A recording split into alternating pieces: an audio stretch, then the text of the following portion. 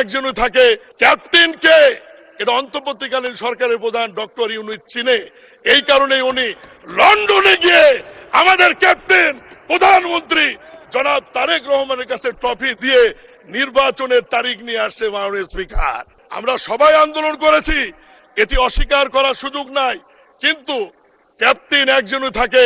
BNP এমন একটি সংগঠন যারা 3টি আন্দোলনকে ধারণ করে এবং 3টি আন্দোলনের ট্রফি তাদের ঘরে 1971, 1990 এবং জুলাই আগস্ট 3টি আন্দোলনই আমাদের ঘরে।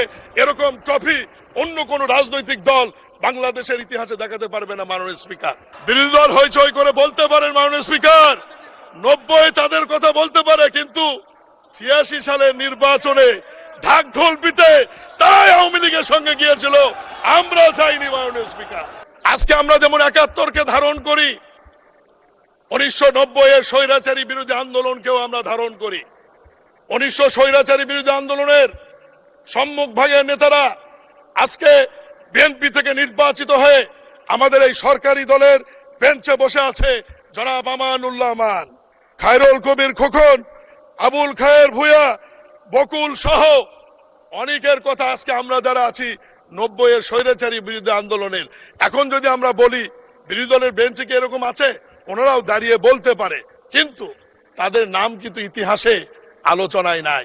আজকে বিএনপি এমন একটি সংগঠন যারা 3টি আন্দোলনকে ধারণ করে এবং 3টি আন্দোলনের ট্রফি তাদের ঘরে 1971, 1990 এবং জুলাই আগস্ট 3টি আন্দোলনই আমাদের ঘরে।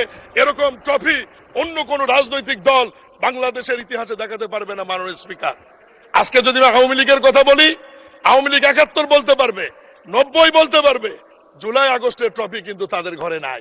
আজকে বিরোধী দলের বন্ধুরা জুলাই আগস্ট বলতে পারবে, 71 এবং 90 এর ট্রফি কিন্তু তাদের ঘরে নাই। একমাত্র দল বিএনপি যাদের ঘরে 1971, 1990, জুলাই আগস্ট 3টি ট্রফি আমাদের ঘরে রয়েছে। এবং বিরোধী দল হইচই করে বলতে পারেন মাননীয় স্পিকার 90 তাদের কথা বলতে পারে, কিন্তু 86 সালের নির্বাচনে ঢাক ঢোল পিটে তারাই আওয়ামী লীগের সঙ্গে গিয়েছিল, আমরা যাইনি। মাননীয় স্পিকার, আজকে মাননীয় স্পিকার আজকে এনসিপির এক নেতা বাইরে বক্তৃতায় বলেছেন জুলাই আগস্টের আন্দোলনের মাননীয় সদস্যবৃন্দ, বক্তার বক্তব্যে কোনো বাধা দেবেন না। আপনাদের যখন সময় আসবে আপনাদের বক্তব্যের মধ্যে আপনাদের বক্তব্য উপস্থাপন করতে পারেন। এখন তাকে নির্বিঘ্নে বক্তব্য রাখার সুযোগ দেন। জুলাই আগস্টের আন্দোলনে ছাত্র জনতা খেলেছে আর ট্রফি বিএনপি নিয়ে বসে আছে। আমি বলতে চাই, জুলাই আগস্টের আন্দোলন ছাত্র জনতার সাথে আমরা সবাই ছিলাম, ট্রফি আমরা কারো কাছে নিতে যাইনি। ক্যাপ্টেনকে এটা অন্তর্বর্তীকালীন সরকারের প্রধান ডক্টর ইউনূস চিনে।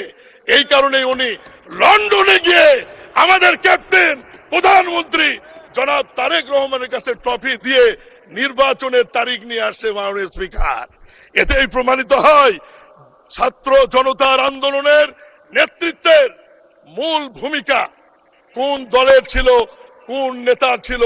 আমরা সবাই আন্দোলন করেছি, এটি অস্বীকার করার সুযোগ নাই, কিন্তু ক্যাপ্টেন একজনই থাকে, যে ক্যাপ্টেনের কাছে অন্তর্বর্তীকালীন সরকারের প্রধান লন্ডনে গিয়ে আলোচনা করে নির্বাচনের তারিখ নিয়ে আসছে বলেই এদেশে একটি অবাধ, সুষ্ঠু, নিরপেক্ষ নির্বাচন হয়েছে এবং সেই নির্বাচনের মধ্য দিয়ে বিরোধী দল এবং আমরা আজকে একটি ঐতিহাসিক সংসদে এসে উপস্থিত হতে পেরেছি। মাননীয় স্পিকার, মহামান্য রাষ্ট্রপতিকে আমি ধন্যবাদ এই কারণে দিতে চাই, বারবার দিতে চাই, কারণ মহামান্য রাষ্ট্রপতিকে নির্বাচিত করেছে আওয়ামী লীগ। শোনেন বিরোধী দল বন্ধুরা, মাননীয় স্পিকার, এই মহামান্য রাষ্ট্রপতির মুখ দিয়ে, এই রাষ্ট্রপতির বক্তব্যের মধ্য দিয়ে এই সংসদে আমরা বলেছি মহান স্বাধীনতার ঘোষক শহীদ রাষ্ট্রপতি জিয়াউর রহমান।